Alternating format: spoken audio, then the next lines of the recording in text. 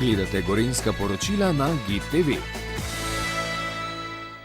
Razstava Živel 1. maj, praznik dela med rudarji in železarji na Slovenskem je nastala na pobudo Društva Slovenska pot kulture železa, ki v slovenskem prostoru deluje že od leta 2003. Razstava je plod sodelovanja med Mestnim muzejem Idrija, Gornjesavskim muzejem Jesenice, Zasavskim muzejem Trbovlje, Železarskim muzejem Štore, muzejem Velenje in Koroškim pokrajinskim muzejem Ravne na Koroškem. V tokratnem projektu sodelujemo muzeji, ki varujemo dediščino železarstva in pa jeklarstva, in pa tudi muzeji, ki varujejo dediščino rudarstva. Skupaj smo se, bi rekla, odločili za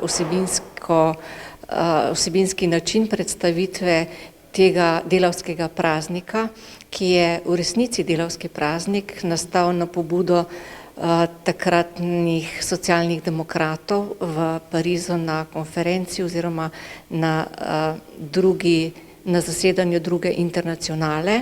Praznovanje 1. maja se je na ozemlju današnje Slovenije začelo že leta 1890, najprej v rudniških krajih in šele nato na industrijskih območjih. Prvi so slavili v Idriji in Zasavju, pozneje tudi na Jesenicah. Tu so prve delavske demonstracije sicer zabeležili že leta 1869, vendar neuspele, ker delavci niso bili dovolj povezani. Resnejša gibanja za pravice delavcev so nastala leta 1891, ko je stavka železarjev potekala več dni, a je bila vseeno zatrta.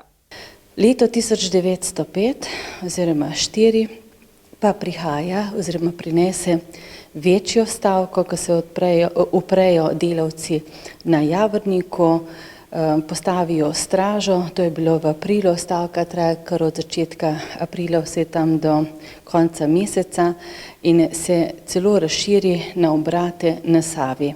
No, tista stavka je trajala dlje in nekako prinesla tudi ne znižanje, nameravano znižanje mest pri izplačilu plač. Tako da na nek način bi lahko rekli, da je prišlo do pogajanj. Zavest o praznovanju 1. maja je tako zajela tudi Jesenice, železarsko mesto.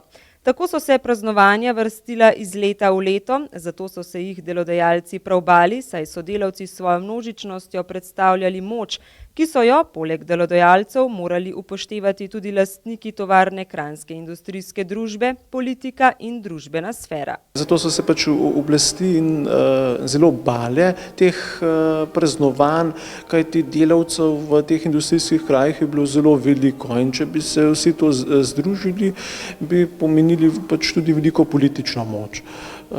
So se pa bali predvsem teh neredov, kajti sploh v teh večjih krajih, tudi na Dunaju, je prihajalo ob teh praznovanjih do raznih incidentov in tudi do spopadov. Razstava z naslovom Živel 1. maj, praznik dela izpostavlja praznik dela prav med rudarji in železarji.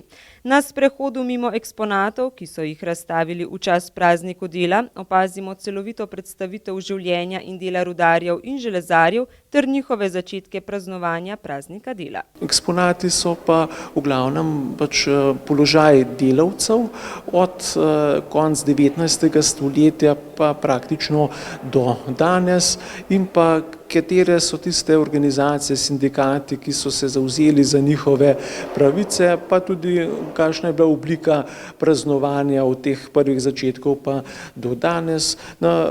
Kot te razstavni eksponati so pa recimo razne članske izkaznice teh sindikatov, potem rdeče zastave, ki so tako značilne za to praznovanje, pa v glavnem vse, kar je pač povezano s delavskim življenjem v tistih časih.